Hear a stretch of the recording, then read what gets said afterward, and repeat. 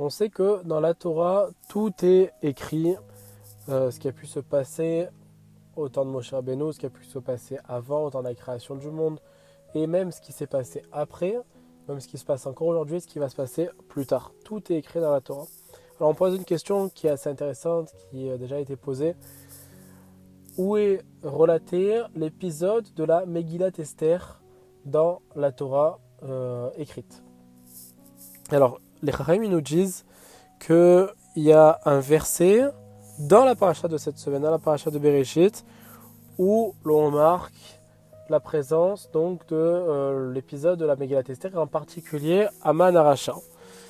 Lorsqu'on prend la paracha de cette semaine, et lorsque Adam, Arishon avec Rava ont fauté et ont consommé du fruit, donc que Hachem leur avait interdit, on dit qu'Hachem pose la question à Adam Arishon: Hamina etz asher tzivitecha levilti achal mimeno achalta.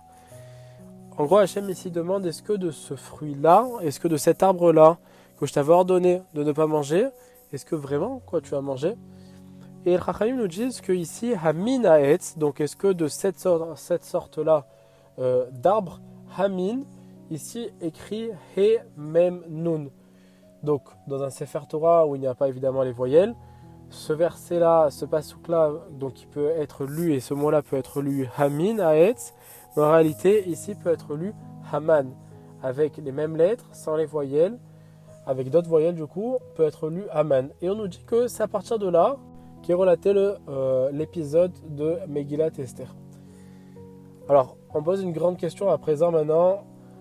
Ok, on a entendu comme quoi Hamin pouvait être lu Haman, donc du coup on parle de la Megillat Esther. Très bien. Alors Metzger vient ici et nous dit, mais une seconde. Comment peut-on faire un rapport ici entre Haman, Aracha, et les versets qui relatent donc de Bereshit, et en particulier ici de la faute de Adam Arishon?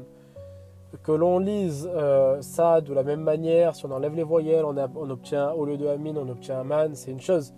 Mais on pourrait aller plus loin. Pourquoi vraiment apprendre d'ici? Alors pour répondre, remontons du temps de la Megillat Esther. Il faut savoir que lorsque Haman donc, est ministre de Achashverosh, il faut savoir qu'il obtient tout ce qu'il désire. Il a une place exceptionnelle, il est très riche, il a le pouvoir, il obtient tout ce qu'il désire, tout ce qu'il souhaite, il l'obtient. Par contre, une seule chose, il n'a pas. Et c'est quoi? C'est le fait que une personne, un juif, appelé Mordechai, ne se prosterne pas lorsqu'il passe devant lui, lorsqu'il passe dans la rue ou lorsqu'il rentre quelque part. Toutes les personnes, le monde, les provinces, des dizaines de provinces, tous se prosternent lorsque Haman arrive, mais un seul ne se prosterne pas. Et là, ce qui va se passer, c'est que Haman aurait très bien pu dire: j'ai tout ce qu'il faut pour être heureux, j'ai le pouvoir absolu, mais ici, une personne ne souhaite pas se prosterner. Bon, c'est pas grave, est-ce que vraiment je vais m'attarder là-dessus? Et en effet, comme on a pu le voir, et c'est ce qui a causé sa chute, c'est ce qui l'a vraiment embêté. Le fait qu'une personne, qui plus est un juif, ne se prosterne pas devant lui, c'est ce qui a causé toute la suite de l'histoire. Pourquoi Haman Aracha s'est-il concentré uniquement sur le seul petit point noir d'une feuille blanche entière? Pourquoi tout allait pour le mieux pour lui et il s'est concentré lui uniquement sur le tout petit point qui n'allait pas? Du coup, on revient à notre sujet.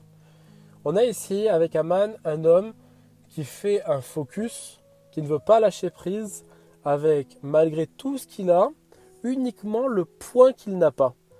Et c'est ce qu'il va désirer avoir jusqu'au bout. Et on pose la question, où est-ce qu'on voit autre part dans la Torah exactement la même situation, où on donne à un homme la possibilité de tout avoir, une seule chose, de ne pas l'obtenir et de ne pas transgresser, de ne pas aller vers ça, et que cette personne-là va quand même aller uniquement sur la seule chose qu'il n'a pas. Évidemment, on se rend compte qu'on parle d'ici de Adam Arishon. Lorsque Hachem vient et lui dit: Adam, tu as devant toi un jardin avec tous les arbres de la création qui puissent exister, tous aussi excellents l'un que l'autre. Par contre, un seul tu n'as pas. C'est lequel? C'est cet arbre-là. Celui-ci, c'est impossible, tu ne l'auras pas. Et là, on voit quoi? Que Adam Arishon, malgré tout le fait, malgré tout ce qu'il a eu, malgré ce fait-là, il va se concentrer uniquement sur le seul arbre, tout au fond là-bas, qu'il ne pouvait pas avoir. Et c'est exactement ce qui se passa par la suite. Et c'est pour ça qu'il tomba et fauta. Et ensuite, on connaît ce qu'il se déroula par la suite par rapport à cette faute-là d'Adam Arishon et Chava. On remarque ici que peut-être que nous aussi, en fin de compte, on est un petit peu à cette image-là. On ne peut pas trop jeter la pierre sur la faute qui s'est passée. Pourquoi? Parce qu'en réalité, Hachem nous donne une infinité de bonté. À l'image d'Adam Arishon, avec ces centaines, voire ces milliers d'arbres qui pouvaient se trouver dans le jardin, ou encore à l'image de la ville de Haman qui avait le monde entier à ses pieds. Et parfois, on se concentre uniquement sur la toute petite chose qu'on n'a pas. Et en réalité, si on savait que cette petite chose qu'on n'a pas, elle est uniquement pour notre bien, on prendrait ça vraiment avec émouna et avec joie.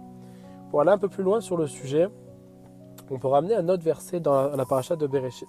Il faut savoir qu'il y avait un personnage qui s'appelait Lémer. Lémer, il avait deux femmes. La paracha nous dit que Vaikar lo Lémer, shte nashim, shema achat Ada, ve shema shenit Tzila. Il avait deux femmes. Une femme qui s'appelait Ada et une femme qui s'appelait Tzila. Il faut savoir qu'à l'époque, à cette période-là, la coutume voulait que l'homme prenait deux femmes. Une femme avec laquelle donc, il allait avoir des enfants. Elle n'était, on va dire entre guillemets, faite que pour ça. Il la prenait pour avoir des enfants. Et une deuxième femme qui, celle-ci, n'avait pas d'enfants, car pour préserver sa beauté, pour pouvoir uniquement être avec elle au quotidien. Et c'est exactement ce que Lémer va souhaiter faire. Il va prendre donc Ada et il va prendre Tzila. Donc le plan est simple. Tzila est censé rester dans son ombre à Lémer. D'ailleurs de là vient son nom. Betzel Shelo. Donc Tzila, c'est-à-dire à son ombre. Et Ada est censé avoir des enfants. Et c'est ce qui va se passer dans un premier temps. Ada va bien avoir des enfants. Donc Ediaval va être Yuval. Donc jusque-là, le plan se passe à merveille. Sauf que la Torah continue et nous dit Vetzila Gamhi Yelda. Nous dit que Etzila, qui à la base donc, ne devait pas avoir d'enfant, qui devait juste faire de la figuration avec son mari, elle aussi a eu des enfants, a enfanté. On s'interroge alors sur la formule de elle aussi a enfanté alors qu'elle était censée ne pas avoir d'enfant. Il faut savoir que à cette période-là, lorsque une femme, donc l'une des deux ne devait pas avoir d'enfant, et elle buvait une sorte de potion pour ne pas enfanter, afin qu'elle puisse garder sa beauté et ne pas enfanter. Sauf que là, on voit que Ada a bien enfanté, c'est le but. Tzila, qui devait rester uniquement sans enfant et uniquement avec son mari, elle qui avait bu à la base cette potion pour ne pas enfanter, elle aussi enfante. Donc là, ici, il y a un souci. Et nous dit la Torah qu'elle va enfanter de deux enfants, Tuval Caïn et Naama. Alors, on pose la question ici aussi, on se dit une seconde. La Torah, en particulier donc à ce moment-là, nous ramène uniquement les enfants garçons, les descendants garçons. Pourquoi nous ramener ici la fille que Tzila a eue? Pourquoi nous ramener qu'elle a eu une fille qui s'appelait Naama? À la base, on aurait pu penser qu'elle nous ramène uniquement le fait qu'elle ait eu un garçon qui s'appelait Tuval Caïn, et c'est tout. Pourquoi ici nous ramener Naama? La Torah nous dit qu'en réalité, ici, pour nous dire que ses actes à cette fille étaient tellement neimim, c'est-à-dire qu'étaient tellement agréables, gracieux, de là vint son nom, Naama, que la Torah était obligée de nous dire, de nous parler d'elle. Très bien. Donc, la Torah nous parle de Naama.